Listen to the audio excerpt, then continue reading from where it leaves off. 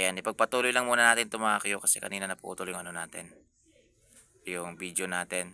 Napuno pala yung memory ng cellphone ko, mga Q. Para makita po ninyo, ayan sa mga hindi po makapunta dito sa Banga Plaza, mga Q. Ayan po yung nanay ni Joros Flores, mga Q. Nanay siguro at kung hindi ako nagkakamali, kapatid ni Joros Flores. Ayan po. Ayan si Ma'am Roseville. Ayan, so nagpe-prepare na sila. Hawak-hawak po ng kanyang nanay yung litrato po ni Joros Flores at naka-uniform din po siya ng 5601. Ayan, yan po yung uniform ng kanilang banda. Ayan, ang ganda po tingnan ng kanilang uniform. Yan, kulay yellow po. At ayan, nagpe-prepare na sila mga Q para tumugtog. Ayan, mag-ikot siguro sila dito sa buong plaza ng Banga, mga Q. Ayan, kung hindi ako nagkakamali, mahigit 50 yata yung grupo nila. Ayan. Sa mga nagtatanong bakit 5601, so hango kasi yan sa code ng Banga. Ayan. Sa kanilang area code. Yan po yung kanilang leader. Ayan o. Ayan yung kanilang team leader ng 5601 na banda. Ayan.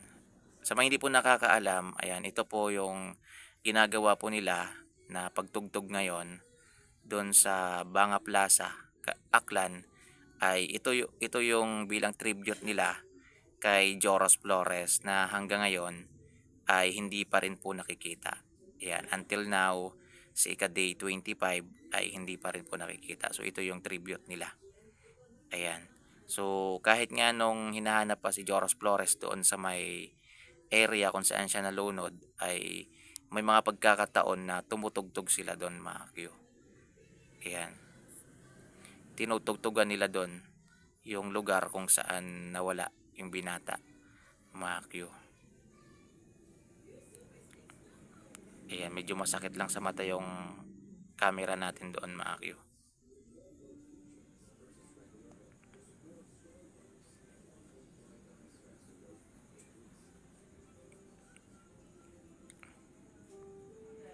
Ayan, nagpe-prepare na po sila.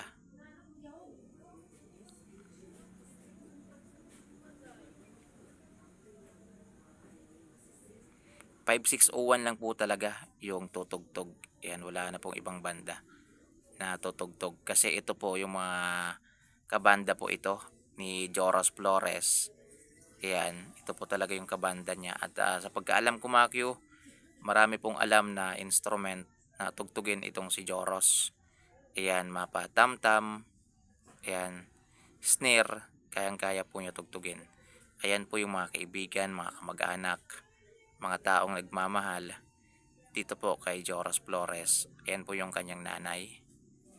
Ayan si Ma'am Roseville. Hindi ko halos nakikita yung kanyang tatay dito sa kuha natin, mga Q. Ayan, nagsimula na pong tumugtog yung bandang 5601, mga Q.